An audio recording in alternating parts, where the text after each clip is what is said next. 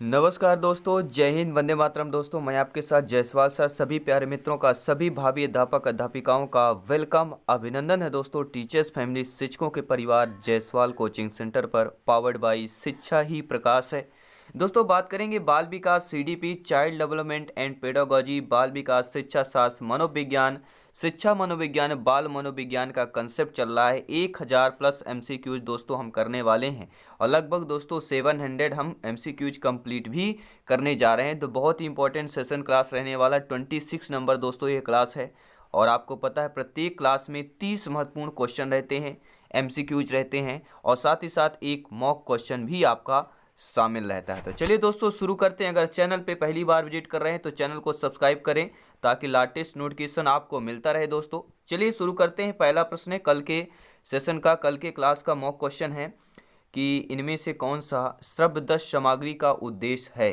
शिक्षण को प्रभावशाली बनाना, छात्रों में सृजनात्मकता उत्पन्न करना, या छात्रों में क्रियाशील बनाना, या विषय वस्तु में अरुचि उत्पन्न करना।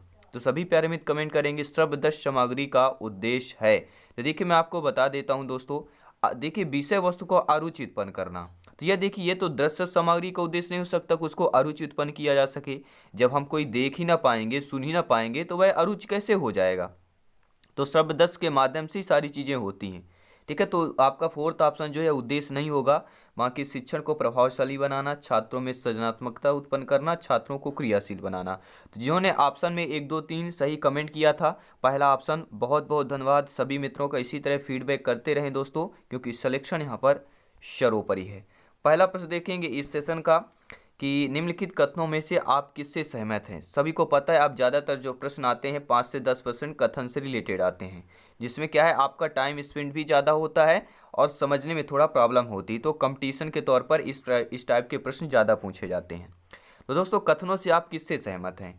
क्योंकि अधिगम पूर्ण में बाह्य उद्दीपन के द्वारा नियंत्रित होता है। अधिगम तब तक घटित नहीं हो सकता है जब तक इसका अंकों के रूप में बाह्य रूप से आकलन नहीं कर लिया जाता है, या अधिगम केवल तभी होता है जब वह व्यवहार से सुस्पष्ट होता है, या अधिगम एक सामाजिक सांस्कृतिक परिवेश में घटित होता है। तो सभी प्यारे मित्र जानते हैं कि पूछा गया आप किस कथन से सहमत होंगे।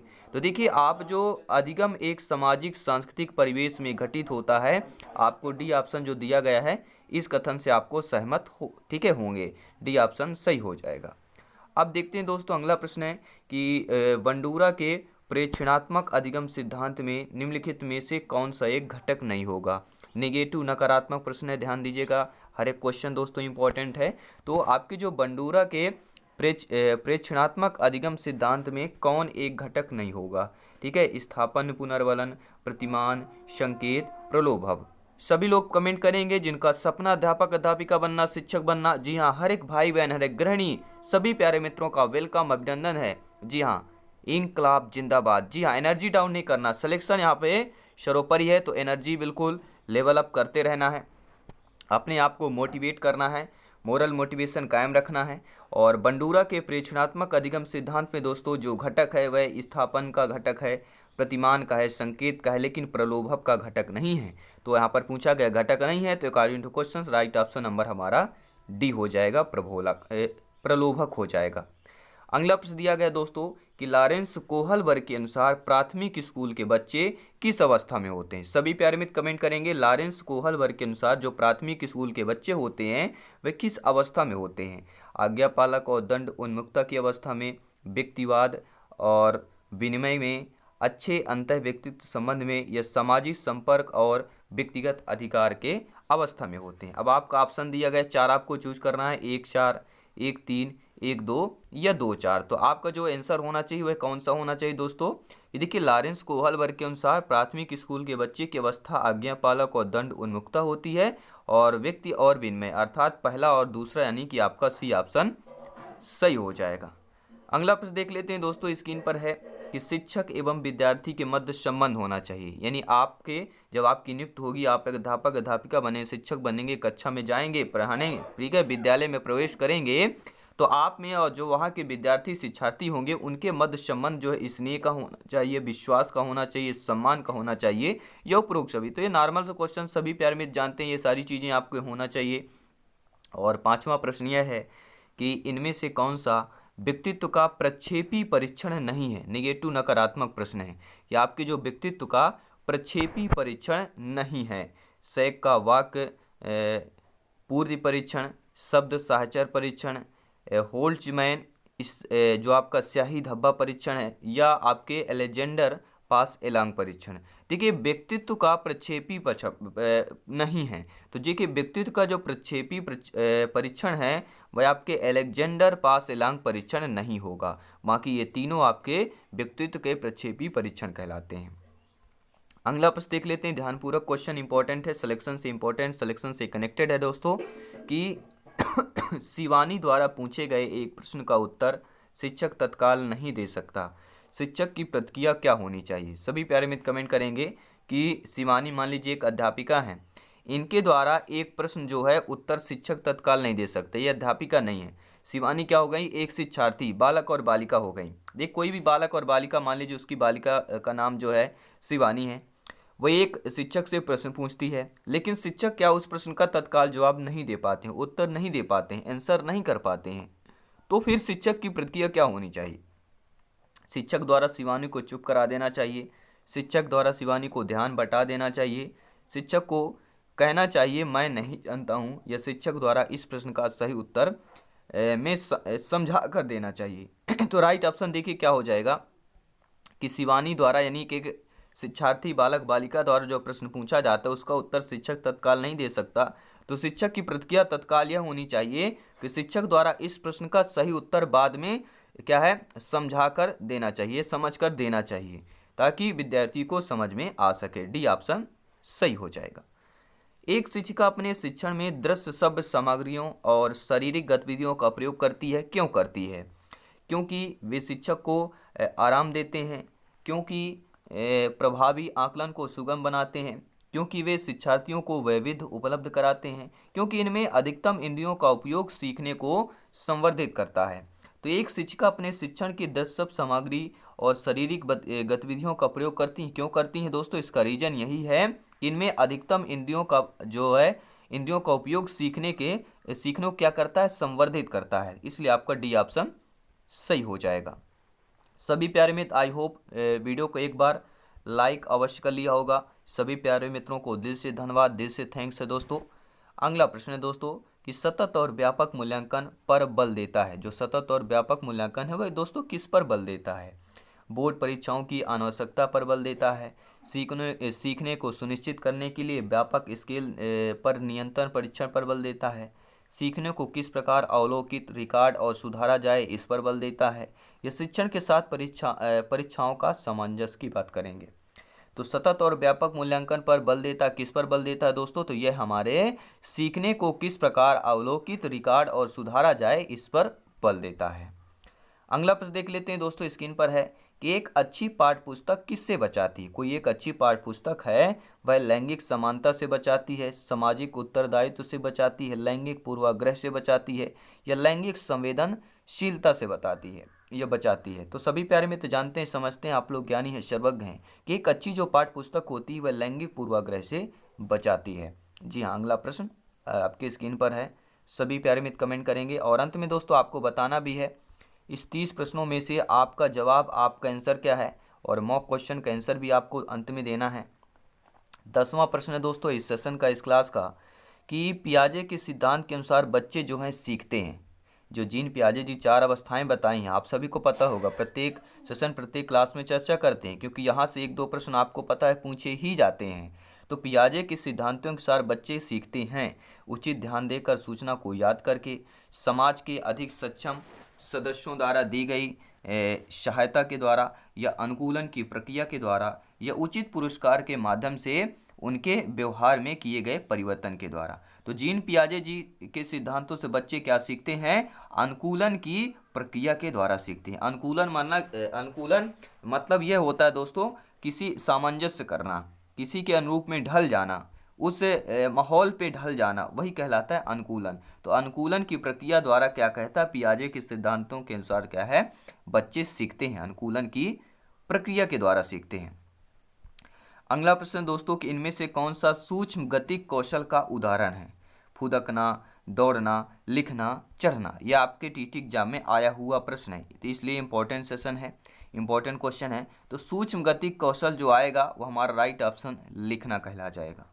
अगला प्रश्न दोस्तों आपकी स्क्रीन पर है, सभी प्यारे मित्र कमेंट करेंगे, फीडबैक करेंगे। दोस्तों शिक्षक की आवश्यकताएं हैं, आप सभी लोग भावी अध्यापक अध्यापिकाएं हैं, शिक्षक बंधु हैं, तो आप ये बताइए दोस्तों आपकी क्या आवश्यकताएं हैं। शिक्षक को नौकरी की सुरक्षा चाहिए, आपको समय पर पदोन्नति चाहिए, आपको समाज में आदर और सम्मान चाहिए, या ये सभी चाहिए। तो शिक्षक की आवश्यकताएं क्या हो जाएगी, शिक्षक की आवश्यकताएं दोस्तों यही है, यहाँ पर क्या होगा, डी ऑप्शन सही हो जाएगा। एक तो पहली बात तो नौकरी सुरक्षित तो है ही है, समय पर पदोन्नति, शिक्षक को समाज में क्या है, आदर व सम्मान की बात करेंगे। तो राइट ऑप्शन क्या होगा, सभी लोग कमेंट करेंगे। यहाँ पर डी दिया गया है, लेकिन आप लोग अपना ओपिनियन बता सकते हैं, जी हाँ, कमेंट बॉक्स में। शिक्षक की आवश्यकताएं पूछा गया है, आपकी आवश्यकताएं क्या हो सकती हैं, ठीक है, सभी लोग कमेंट करेंगे। अगला प्रश्न देख लेते हैं कि अधिगम की आधारित प्रक्रिया में अभिप्रेरणा क्रिया तथा पुनर्बलन निहित है, यह कथन किसका है। अधिगम की आधारित प्रक्रिया में अभिप्रेरणा क्रिया तथा पुनर्बलन निहित है, यह कथन सोरेनसन का है, स्किनर का है, गुड का है, या जॉनसन का है। आपका कमेंट, आपका फीडबैक तय करता है इस प्रश्न का जवाब, सही करेक्ट आंसर क्या होने वाला है। जी हाँ, तो यह किसका कथन हो जाएगा दोस्तों ये हमारे सोरेनसन का कथन हो जाएगा। अगला प्रश्न है कि कोई अरुचिकर कार्य को कराने के लिए अध्यापक किस तरह से छात्रों को प्रेरित कर सकता है। कोई एक अध्यापक है, अरुचिकर कार्य कराना, ये आप ध्यान दीजिएगा, कुछ कुछ कीवर्ड होते हैं, हमें ध्यान देना होता है, और अब इन कीवर्ड को अगर हमने पकड़ लिया तो आंसर, करेक्ट आंसर करना आसान हो जाता है। तो कोई अरुचिकर कार्य को कराने के लिए अध्यापक किस तरह से छात्रों को प्रेरित कर सकता है, परीक्षा में फेल होने का डर दिखाकर, अभिभावकों को डर दिखाकर, या समय समय पर प्रगति से के अवगत कराकर, या इनमें से कोई नहीं। तो सभी प्यारे मित्र जानते हैं कि अरुचिकर कार्य कराने के लिए अध्यापक किस तरह से छात्रों को प्रेरित कर सकता है, समय समय पर प्रगति से अवगत कराकर प्रेरित कर सकता है। अगला प्रश्न प्यारे मित्रों, सभी प्यारे मित्र कमेंट करेंगे, कौन सा अभिप्रेरणा का बाह्य स्वरूप नहीं होगा। जी हाँ, कमेंट करें, फीडबैक करें। अभिप्रेरणा का बाह्य स्वरूप पूछा गया है, प्रशंसा, निंदा, पुरस्कार, आवश्यकताएं। देखिए, एक आपको ध्यान देना है, बाह्य अभिप्रेरणा का स्वरूप पूछा गया है, तो प्रशंसा तो बाह्य अभिप्रेरणा है, निंदा भी है, पुरस्कार भी है, लेकिन जो आवश्यकताएं हैं यह हमारे बाह्य प्रेरणा का स्वरूप नहीं होंगे। तो यही तो प्रश्न पूछा गया, तो हमारा आंसर डी ऑप्शन सही हो जाएगा। अगला प्रश्न दोस्तों स्क्रीन पर है कि बुद्धि के त्रिआयामी सिद्धांत के अनुसार बुद्धि के कारकों की संख्याएं कितनी है। 135, 90, 110, 120।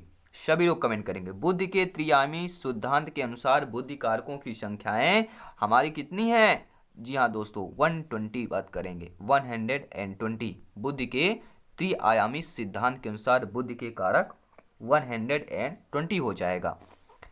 अगला प्रश्न दोस्तों स्क्रीन पर है कि समान आयु के बच्चों में भी आकृति, योग्यता, स्वभाव, रुचि, प्रवृत्ति और अन्य बातों में बहुत अंतर होता है।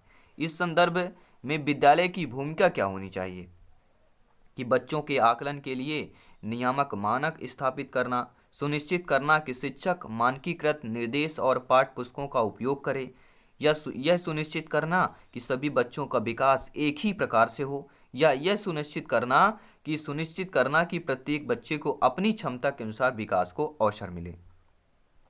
तो समान आयु के बच्चों में भी आकृति, योग्यता, स्वभाव, रुचि, प्रवृत्ति और अन्य बातों में बहुत अंतर होता है। इस संदर्भ में जो विद्यालय की भूमिका होनी चाहिए कि सुनिश्चित करना कि प्रत्येक बच्चे को अपनी क्षमता के अनुसार विकास के अवसर मिले। डी ऑप्शन सही हो जाएगा। अगला प्रश्न दोस्तों दिया गया आप लोगों की स्क्रीन पर है कि निम्नलिखित में से कौन सा बच्चों के संवेगात्मक विकास के लिए सर्वाधिक उपयुक्त होगा। जी हाँ, कोई बच्चा है उसको संवेगात्मक विकास के लिए सर्वाधिक उपयुक्त कौन सा होगा। कक्षा कक्ष का प्रजातांत्रिक परिवेश, अध्यापकों की कोई भी सहभागिता नहीं क्योंकि यह माता पिता का कार्य है, कक्षा कक्ष का नियंत्रित परिवेश, या कक्षा कक्ष का अधिकारवादी परिवेश। तो बच्चों के संवेगात्मक विकास के लिए सर्वाधिक उपयुक्त है आपका कि कक्षा कक्ष का प्रजातांत्रिक परिवेश की बात करेंगे। जी हाँ, पहला ऑप्शन सही होगा। आप भी अपना ओपिनियन फीडबैक बता सकते हैं कमेंट बॉक्स में। सभी का स्वागत है, वेलकम है टीचर्स फैमिली, आवर फैमिली, शिक्षकों के परिवार पे। सभी लोग लाइक कमेंट शेयर करें, चैनल पे पहली बार विजिट करें, सब्सक्राइब करना मत भूलेंगे और शेयर जरूर करें, क्योंकि आपको पता है कि दोस्तों आप लोग भावी अध्यापक अध्यापिकाएं हैं, शिक्षक हैं, इतना तो जानते हैं कि अगर ज्ञान को शेयर करना, अगर आपके पास जो ज्ञान है उसको शेयर करेंगे तो आपका ज्ञान बढ़ता ही है। तो ज़रूर वीडियो को, क्लासेज को शेयर करते रहें अपने सारे ग्रुप पर। अगला प्रश्न है कि कक्षा परिणामों में अच्छा प्रदर्शन करने में एक बच्चे की असफलता हमें इस विश्वास की तरफ ले जाती है। किस विश्वास की तरफ ले जाती है?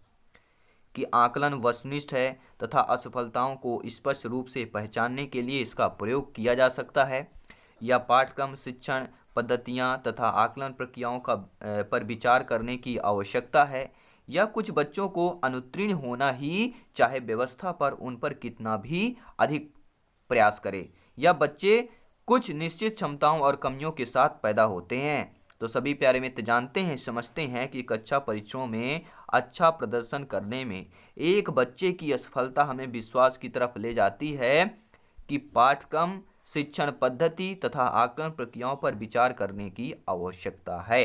बी ऑप्शन सही हो जाएगा। अगला प्रश्न देखते हैं दोस्तों। आपकी कक्षा में कुछ बच्चे हैं जो गलतियां करते हैं। इस परिस्थिति का आपके विश्लेषण के अनुसार कौन सा कथन सर्वाधिक उपयुक्त होगा? आप जब भावी अध्यापक अध्यापिकाएं बनेंगे, शिक्षक बनेंगे, क्लास में जाएंगे, कक्षा में जाएंगे, पढ़ाएंगे, तो आप देख कुछ बच्चे गलतियां करते ही हैं। तो इस परिस्थिति में आप जो है विश्लेषण के अनुसार कौन सा कथन चुनेंगे? बच्चों का बुद्धि स्तर निम्न है, बच्चों की अध्ययन की रुचि में नहीं है और वे अनुशासनहीनता उत्पन्न करना चाहते हैं, बच्चों को आपकी कक्षा में प्रोन्नत नहीं करना चाहिए, या बच्चों ने अभी तक संकल्पनात्मक स्पष्टता प्राप्त नहीं की है तथा आपको अपनी शिक्षण विधि पर चिंतन करने की आवश्यकता नहीं है। तो देखिए, कोई बच्चा गलती कर रहा है तो आपका विश्लेषण होना चाहिए कि बच्चे ने अभी तक संकल्पनात्मक स्पष्टता प्राप्त नहीं की है तथा आपको अपनी शिक्षण विधि पर चिंतन करने की आवश्यकता है। डी ऑप्शन सही हो जाएगा। अब देखते हैं दोस्तों अगला प्रश्न। एक अध्यापिका यह सुनिश्चित करना चाहती हैं कि उसके विद्यार्थी आंतरिक रूप से प्रेरित, इस संदर्भ में वह करेंगी। यानी एक अध्यापिका है, शिक्षिका है, ये सुनिश्चित करना चाहती हैं कि एक उसके जो विद्यार्थी हैं वह आंतरिक रूप से प्रेरित हैं, तो इस संदर्भ में वह क्या करेंगे? सभी बच्चों के लिए उपलब्धि के एक समान मानकों को लेखित करना या उल्लिखित करना, या अंतिम परिणाम पर ध्यान देने के बजाय व्यक्तिगत रूप से बच्चों की अधिगम प्रक्रिया पर ध्यान देना, या हम कह सकते हैं वस्तु रूप पुरस्कार प्रस्तुत करना, या इस प्रकार की अधिगम गतिविधियों की योजना बनाना जो अभिसारी चिंतन को प्रोत्साहन देती है। तो देखिए, एक अध्यापिका यह सुनिश्चित करना चाहें कि उसके विद्यार्थी आंतरिक रूप से प्रेरित हों, इस संदर्भ में यही है कि अंतिम परिणाम पर ध्यान देने के बजाय व्यक्तिगत रूप से बच्चे की अधिगम प्रक्रिया पर ध्यान देना चाहिए। व्यक्तिगत रूप से, जब हर एक व्यक्तिगत रूप से आप देखेंगे तभी आप क्या उनका आंतरिक रूप से उन्हें प्रेरित कर सकते हैं, क्योंकि जब आप व्यक्तिगत जानेंगे, जब किसी बच्चे को व्यक्तिगत जानेंगे तब उसके बारे में जान की सोच क्या है, बच्चा सोचता कैसे, उसकी क्षमताएं क्या हैं, तब उसको आंतरिक रूप से आप ठीक है मोटिवेट कर सकते हैं, प्रेरित कर सकते हैं। अगला प्रश्न दिया गया है कि परिवेश की वस्तु जिसे प्राणी प्राप्त करने का प्रयास करता है वह क्या कहलाती है? प्रबलन, प्रेरक, उद्दीपक, प्रलोभन। सभी प्यारे मित्र कमेंट करेंगे। परिवेश की वस्तु जिसे प्राणी प्राप्त करने का प्रयास करता है वह दोस्तों हमारा क्या कहलाता है? वही हमारा प्रेरक कहलाते हैं। जी हाँ, परिवेश की वजह से प्राणी प्राप्त करना चाहता है। प्रा से प्राणी, प्रा से प्रयास और प्रा से प्राप्त। कोई भी परिवेश हमारा जिसे प्राणी ठीक है प्राप्त और प्रयास करना चाहता है वह हमारा प्रेरक ही कहलाएगा। बी ऑप्शन सही हो जाएगा। सभी प्यारे मित्र अगर दोस्तों टेलीग्राम से नहीं ज्वाइन है, टेलीग्राम से जरूर जुड़े। नोट्स, पीडीएफ फाइल सब कुछ आपको फ्री में जो है प्रोवाइड करा दिया जाता है। जितने भी अभी क्लासेज है वहाँ से डाउनलोड भी कर सकते हैं, इसलिए आप जरूर टेलीग्राम से जुड़ें। अगर इंस्टाग्राम पर हैं तो जायसवाल सर या अपने teachers family Jaiswal coaching centre को इंस्टाग्राम पर भी फॉलो करें। वहाँ पर नोट्स, पीडीएफ फाइल, ठीक है, क्वेश्चन, एमसीक्यूज मिलेंगे। साथ ही साथ दोस्तों वहाँ पर आप लोग डायरेक्टली चैट मैसेज भी कर सकते हैं। ठीक है, जायसवाल सर से आप जो भी क्वेश्चन हो आपकी सारी चीज़ें आप पूछ सकते हैं, कनेक्ट हो सकते हैं। ठीक है, और फेसबुक पेज भी है दोस्तों, फेसबुक पेज में जरूर सर्च करें जायसवाल कोचिंग सेंटर, वहाँ पर भी अब आप लोग फॉलो कर सकते हैं। दोस्तों अगला प्रश्न है कि मानव व्यक्तित्व के मनोलैंगिक विकास को निम्न में से किसने महत्व दिया था? कमेनियस ने, हॉल ने, हॉलिंगवर्थ ने या फ्रॉयड ने दिया था। तो मानव व्यक्तित्व के मनोलैंगिक विकास को दोस्तों किसने महत्व दिया? तो सभी प्यारे मित्र जानते हैं वह हमारे क्या हो जाएंगे? फ्रॉयड हो जाएंगे। जी हाँ, अगर प्रश्न आता है, प्रश्न क्या आता है कि मानव व्यक्तित्व के मनोलैंगिक विकास, मानव व्यक्तित्व के मनोलैंगिक विकास को किसने महत्व दिया? तो आपके फ्रॉयड ने महत्व दिया था। क्योंकि सभी प्यारे मित्र जानते हैं मनोविज्ञान के क्षेत्र में सिगमंड फ्रॉयड का नाम ऐसे प्राय जो सभी लोग परिचित होंगे। दोस्तों सिगमंड फ्रॉयड ने व्यक्तित्व के जिस सिद्धांत का प्रतिपादन किया उसे व्यक्तित्व का मनोविश्लेषणात्मक सिद्धांत कहा जाता है। अगला प्रश्न देख लेते हैं, दिया गया है कि किसने सबसे पहले बुद्धि परीक्षण का निर्माण किया? अल्फ्रेड बिने, स्पीयरमैन, स्टेनबर्ग या डेविड वेसलर? सभी प्यारे मित्र जानते हैं इंपॉर्टेंट क्वेश्चन है। सबसे पहले बुद्धि परीक्षण का निर्माण किसने किया था? तो आपके अल्फ्रेड बिने की बात करेंगे। अगला प्रश्न इंपॉर्टेंट क्वेश्चन है, 5 प्रश्न और ही बेहतरीन लाजवाब हैं, उनको भी अटेंड करें, फीडबैक करें और अंत में अपना स्कोर कार्ड जरूर जनरेट करें, कमेंट करें। दोस्तों प्रेरणाएं अनुभूतियों के संतुष्टिकरण की अवस्थाओं तक पहुंचने और व्यक्तित्व लक्ष्यों को प्राप्त करने की आवश्यकता को संबोधित करती हैं। कौन? भावात्मक प्रेरणाएं, संरक्षण उन्मुखी प्रेरणाएं, सुरक्षा उन्मुखी प्रेरणाएं या प्रभावी प्रेरणाएं? कौन सी प्रेरणाएं जो अनुभूतियों के संतुष्टिकरण की अवस्था तक पहुंचाने और व्यक्ति लक्ष्यों को प्राप्त करने की आवश्यकता को संबोधित करती हैं? तो हमारी प्रेरणाएं क्या कहलाएंगी? भावात्मक प्रेरणाएं। ठीक है, पहला ऑप्शन दोस्तों सही हो जाएगा। अगला प्रश्न दिया गया है कि मनोविज्ञान की प्रथम प्रयोगशाला को किसने स्थापित किया था? जी हाँ, मनोविज्ञान की प्रथम प्रयोगशाला को स्थापित करने वाले आपके डब्ल्यू वुंट हैं, सिगमंड फ्रॉयड हैं या पावलोव हैं या वाटसन है? सभी लोग कमेंट करेंगे। जिनका सपना अध्यापक अध्यापिका शिक्षक बनना, गवर्नमेंट टीचर बनना, वो सपना साकार होगा क्योंकि सिलेक्शन यहाँ पर सर्वोपरि है। दोस्तों मनोविज्ञान की प्रथम प्रयोगशाला किसने स्थापित किया? हम मनोविज्ञान की जब भी प्रथम प्रयोगशाला की बात करते हैं तो वुंड का नाम यहाँ पर, डब्ल्यू वुंड का नाम सर्वोपरि आता है। दोस्तों व्यक्तिगत भेद हम पाते हैं, व्यक्तिगत जो भेद होते हैं वह विचलनशीलता में पाते हैं, प्रतिमानता में, 1 व 2 दोनों में, या इनमें से कोई नहीं। तो जो व्यक्तिगत भेद होते हैं वह विचलनशीलता में भी होता है और प्रतिमानता में भी होता है, अर्थात यहाँ पर सी ऑप्शन आप लोगों का सही हो जाएगा। अगला प्रश्न है कि इनमें से किसका नाम सजन शास्त्र के पिता से जुड़ा हुआ है? क्रो का, रॉस का, गॉल्टन का या वुडवर्थ का नाम जुड़ा हुआ है? तो दोस्तों इनमें से किसका नाम सजन शास्त्र, सजन मतलब सभी प्यारे मित्र जानते हैं, सजन शास्त्र इन्होंने बनाया, इनका सजन किया, ठीक है, इनका बढ़ोतरी की, वृद्धि की, तो सजन शास्त्र के पिता से जुड़ा हुआ है कौन है? तो वह हमारे दोस्तों गॉल्टन की बात करेंगे। जी हाँ, जो हमारे गॉल्टन हैं ये सजन शास्त्र के पिता से इनका नाम जो है जुड़ा हुआ है। अगला प्रश्न है, इसके बाद मॉक क्वेश्चन करेंगे। दोस्तों क्रिया प्रसूत अनुकूलन सिद्धांत के प्रतिपादन किसने किया था? पावलोव ने, स्किनर ने, थॉर्नडाइक ने या कोयलर ने किया था? सभी प्यारे मित्र कमेंट करेंगे, कमेंट बॉक्स है, कमेंट बॉक्स में अपना हर एक प्रत्येक क्वेश्चन का कमेंट करते रहें, फीडबैक करते रहें, अपना ओपिनियन देते रहें। दोस्तों क्रिया प्रसूत अनुकूलन सिद्धांत, जी हाँ, तो राइट ऑप्शन क्या होगा? सभी प्यारे मित्र जानते हैं जब भी हम क्रिया प्रसूत अनुकूलन सिद्धांत की बात करते हैं तो स्किनर महोदय का नाम यहाँ पर सर्वप्रथम आता है। तो क्रिया प्रसूत अनुकूलन सिद्धांत के प्रतिपादन स्किनर ने किया था। और दोस्तों ये मॉक क्वेश्चन है, जी हाँ, मॉक क्वेश्चन आज का क्या है देख लेते हैं। सभी प्यारे मित्र ध्यानपूर्वक मॉक क्वेश्चन को अटेंड करेंगे और इसका कमेंट बॉक्स में आंसर भी बताना है कि एक समान 12 वर्ष की आयु के बच्चे में सबसे अधिक होना क्या संभव होगा? आप लोग ज्ञानी है, सर्वज्ञ हैं, ये जरूर बताइए। कोई समान 12 वर्ष का बच्चा है आयु का, उस बच्चे में अधिक संभव क्या हो सकता है? कि कुल प्रेरक समन्वय में कठिनाई, वयस्कों को खुश करने के बारे में दुश्चिंता की अनुभूति, अब और यहाँ में उसकी रुचियों को सीमित करना या समकक्षी की अनुमोदन के लिए बेचैनी। तो जायसवाल सर के साथ let's crack for all TT exam, और ये आपका मॉक क्वेश्चन स्क्रीन पर सभी प्यारे मित्र अच्छे तरीके से समझ लें वीडियो पॉज करके। इसके बाद आपको कमेंट बॉक्स में आंसर करना है। तो दोस्तों ये सेशन या क्लास आपको कैसी लगी नीचे कमेंट बॉक्स में फीडबैक करते रहें, क्योंकि यहाँ पर सिलेक्शन सर्वोपरि है। जल्दी मिलते हैं दोस्तों नेक्स्ट क्लास पर। धन्यवाद सभी का, जय हिंद, वंदे मातरम।